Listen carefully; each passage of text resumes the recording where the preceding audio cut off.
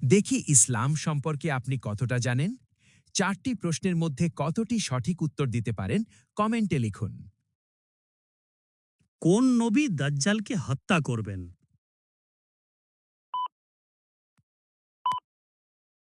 সঠিক উত্তর হল হযরত ঈসা আলাইহিসসালাম।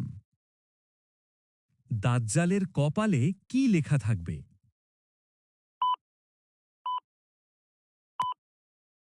সঠিক উত্তর হল কাফির।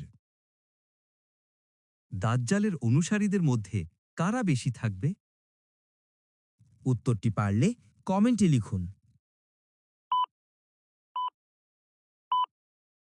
সঠিক উত্তর হলো মহিলা।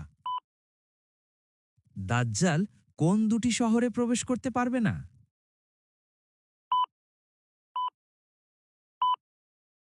উত্তর দেখার আগে ভিডিওটি শেয়ার করুন।